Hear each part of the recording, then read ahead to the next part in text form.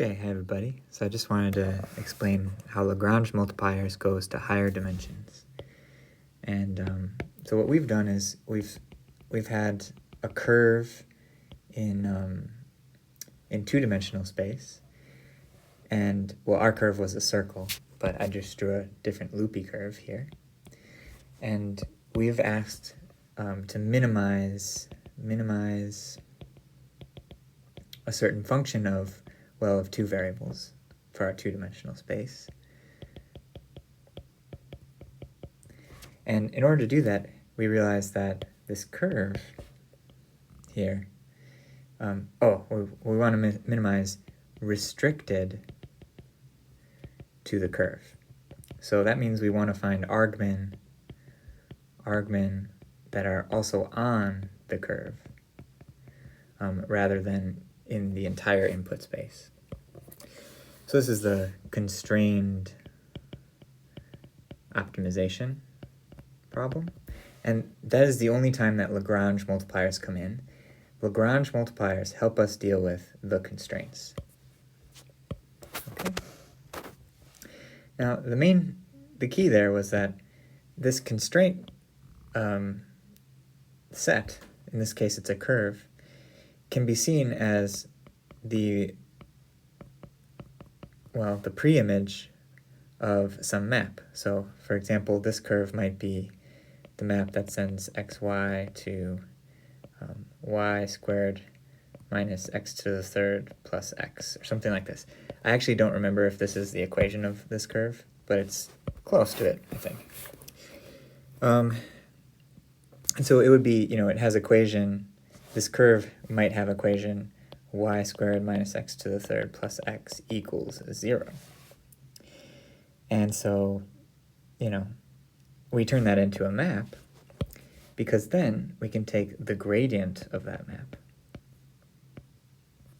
which is a vector field, and it sends the point xy to, the derivative in different, so I guess it's plus 1, and the second component of the gradient is, I guess, 2y, and this is a point in R2. And we could write our inputs as a point, as a column vector, if we like. Okay, so then we would say that, at a given point P, the gradient of the constraint function, C for constraint, at a point P is some vector. Like it might be, let's draw it in blue. If this is the point P, then that vector will be at 90 degrees with respect to the tangent space of the curve.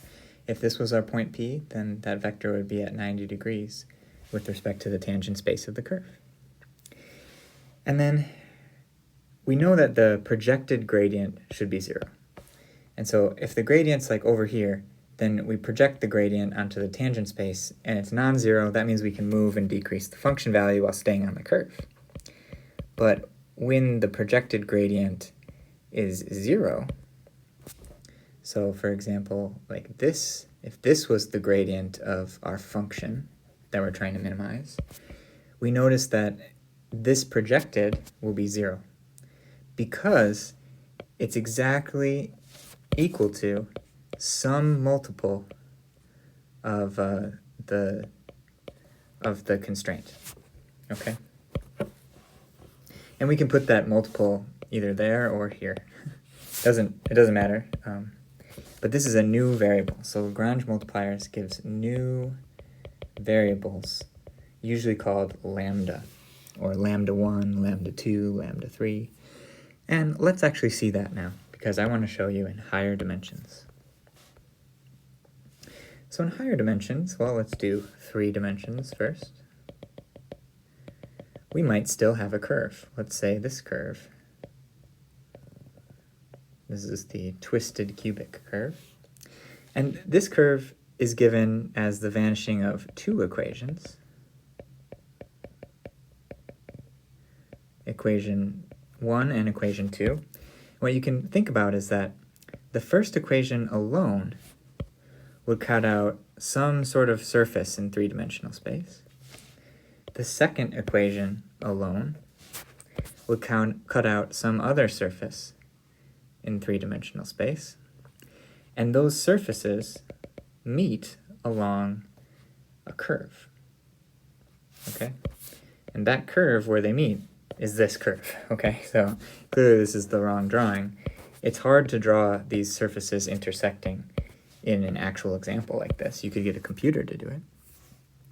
But, you know, then what we'll do is we're going to say C1 is a map that sends xy to y minus x squared.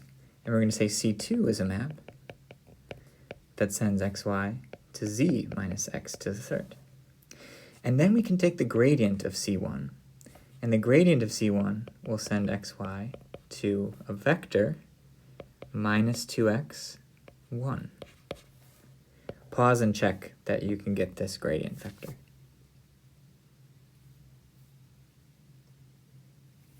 Excellent. Okay, so then we can see the second gradient. Pause and see if you can do it by yourself.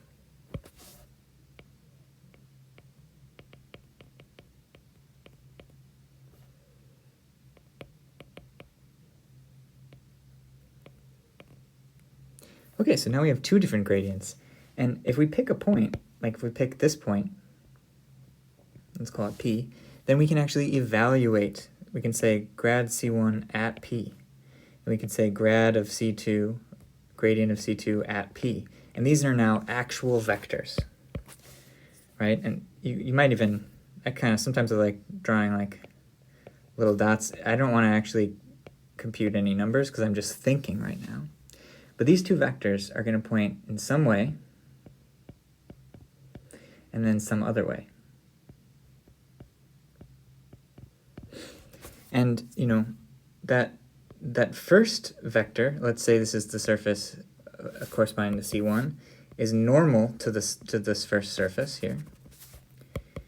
And that second vector is normal to the second surface. And what we see is that in our picture of the curve, which is the intersection of these two surfaces, we can now visualize a plane spanned by those two vectors. And this is the normal space to the curve. The curve at a point has a tangent space, which is a line, and at 90 degrees with respect to that line is the normal space, which is, in this case, a plane. And, you know, what is that plane? Well, it's exactly the plane given by these two vectors, these gradients. Okay. Well, because they're normal to the first surface and normal to the second surface. And the curve is the intersection of both surfaces, so the normal space of the curve is a two-dimensional plane. Key moment. Linear combination of two vectors. When is that? So I'll put it up here too. Equal to the gradient of our objective function. Now this time, since we're in three-dimensional space, our objective function would have, you know, 3 input variables. And I'm noticing a mistake. So should these. These should have 3. This is derivative with respect to x, and then y, and then what about z? Wow, so yeah, it's easy to make mistakes. But let's see. Now, if I differentiate with respect to z, right, so this is x, y, z, oh my goodness. Right, we're in three-dimensional space.